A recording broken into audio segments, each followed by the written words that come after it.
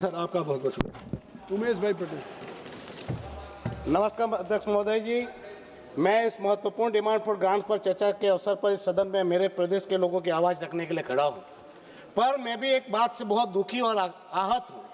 क्या ये सदन सिर्फ कांग्रेस और भाजपा और बड़े बड़े दलों का ही है? क्या हमारी आवाज़ नहीं है? हमारी जनता की समस्या नहीं है? हमें बोलने के लिए उचित समय क्यों नहीं मिलता है? हम कहाँ बोलेंगे? मैं 1000 बार कह चुका हूँ, ना हमारे पास राज्यसभा में आवाज, ना हमारी लेजिस्लेशन है। टॉपिक पे हमें 2-2 दिन तक बिठाया गया, फिर हमें कहा गया कि आपको बोलने का मौका नहीं मिलेगा। ये क्या कैसा इंसाफ है? बोलिए, आज तो मिल रहा है। आज यही कहना चाहता हूँ, आप हमें सदन में नहीं बोलने देते। आज तो बोल रहा है। विपक्ष सर आप सुनिए, 0 क्वेश्चन विपक्ष नहीं चलने देता, बिलों पर आप नहीं बोलने देते, हम कहाँ जाए? क्या करे? ये सदन किसी के पैसे से नहीं चलता, ये जनता की पैसा से चलता है। जनता हमसे आस रखती है, जनता हमसे उम्मीद रखती है, और हम जनता को क्या जवाब दे? अगर कोई बिल पे चर्चा होनी है तो हमारे स्टेट की आवाज कौन यहाँ पर रखेगा? हमारा स्टेट की आवाज, हमारी जनता की आवाज यहाँ कौन रखेगा? आप रखेंगे। तो यही बात कहते हुए आज मैं चाहता हूँ कि मेरी बात को पूरी बातों को सुना जाए। मैं इस सदन का ध्यान भारत के एक छोटे लेकिन अत्यंत राजनीतिक महत्व वाले केंद्र शासित प्रदेश दमन दीव की ओर आकर्षित कराना चाहता हूं। दमन केवल औद्योगिक हब नहीं है और दीव केवल पर्यटन स्थल नहीं है। यह क्षेत्र भारत की ब्लू इकोनॉमी के प्रवेश द्वार बन सकता है, अंतर्राष्ट्रीय पर्यटन हब बन सकता है और लाखों युवाओं के लिए रोजगार का बड़ा केंद्र बन सकता है। हमारे प्रशासन ने कई सकारात्मक प्रयास के बावजूद आज भी सच्चाई यह है कि बेहतर इलाज के लिए हमारे लोगों को सूरत, मुंबई, राजकोट और अहमदाबाद जाना पड़ता है।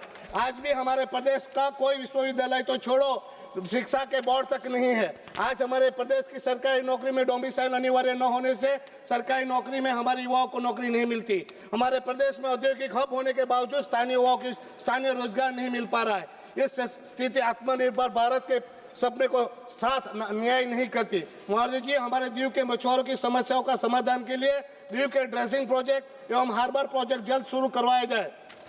साथ ही स्मार्ट सिटी के अधूरे कार्य के लिए जरूरी फंड देकर प्रोजेक्ट पूर्ण करवाया जाए।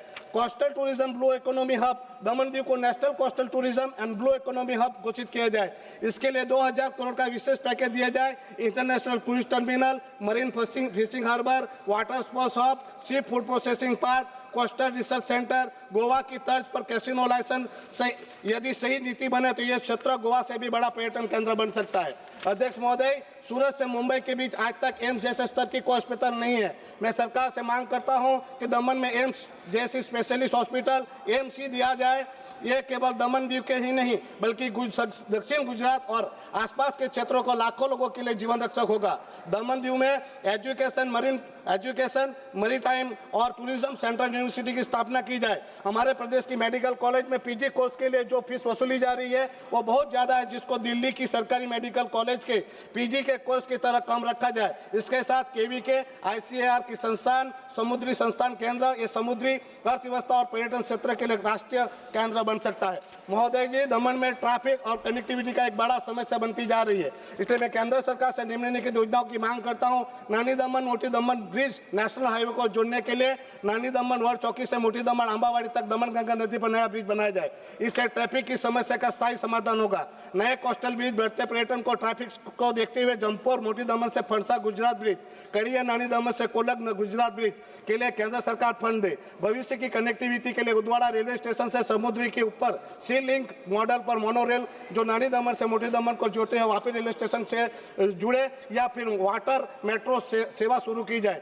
ये परियोजना पूरी क्षेत्र के परिवहन और पर्यटन को नई दिशा दे सकती है। महोदय जी, विकास ऐसे नहीं होना चाहिए जो विनाश बन जाए। आज सच्चाई यह है कि वापी के केमिकल उद्योग से निकलने वाले प्रदूषण के कारण दमन गंगा नदी, कोलग नदी गंभीर रूप से, सर 1 ही मिनट है, खत्म ही हो रहा है, गंभीर रूप से प्रदूषित हो चुकी है। मैं सरकार से मांग करता हूं, नमामि गंगे मिशन की तर्ज पर दमन गंगा और कोलग नदी का पुनर्जीवन मिशन शुरू किया जाए। इसके लिए विशेष बजट पैकेज दिया जाए। आज मध्यम वर्ग महंगाई से परेशान सरकार को चाहिए कि टैक्स में राहत दे, पेट्रोल और डीजल सस्ता हो, जीएसटी प्रणाली सरल बने। दमन दीव से उद्योग पलायन रोकने के लिए मैं सुझाव देता हूं कि केंद्र सरकार 50% जीएसटी ले और राज्य हिस्से की 50% जीएसटी में विशेष छूट की रूप में माफ की जाए। आज भी देश का किसान कर्ज में डूबा हुआ है। मैं सरकार से मांग करता हूं एमएसपी को कानून गारंटी मिले, फसल बीमा पारदर्शी बने, सच्चाई और कोल्ड स्टोरेज पर निवेश बढ़े, किसानों की आय बढ़ाए और हमारे प्रदेश में बंद ग्रामीण विकास योजना फिर से शुरू की जाए। यदि किसान सुरक्षित नहीं तो देश सुरक्षित नहीं।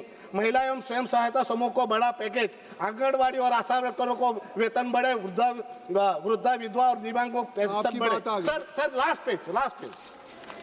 हर जिले में स्किल सेंटर, एमएसएमई का टैक्स राहत मिले, स्टार्टअप को सस्ता लोन मिले और खाली सरकारी पद भरे जाए जिसमें स्थानीय युवाओं को डोमिसाइल अनिवार्य किया जाए। स्थानीय रोजगार के लिए कोस्टल और की राहत दी जाए। इसके तहत board, manufacturing cluster, fish processing cluster, tourism startup और हैंडीक्राफ्ट एक्सपोर्ट जोन स्थापित किए जाए। माननीय वित्त मंत्री जी, यदि सरकार दमन जी को model coastal development regime resign के रूप में विकसित करती है तो ये क्षेत्र हजारों युवाओं को रोजगार देगा, देश की विदेशी मुद्रा दिलाएगा और आत्मनिर्भर भारत की मजबूत नींव बनेगा। मैं सरकार से आग्रह करता हूं कि ये बजट अमीरों का नहीं, आम आदमी का बजट बने, मुनाफे का नहीं, मानवता का बजट बने, सत्ता का नहीं, संविधान का बजट बने। ये सच्चे राष्ट्र निर्माण होगा। धन्यवाद। राजकुमार जी।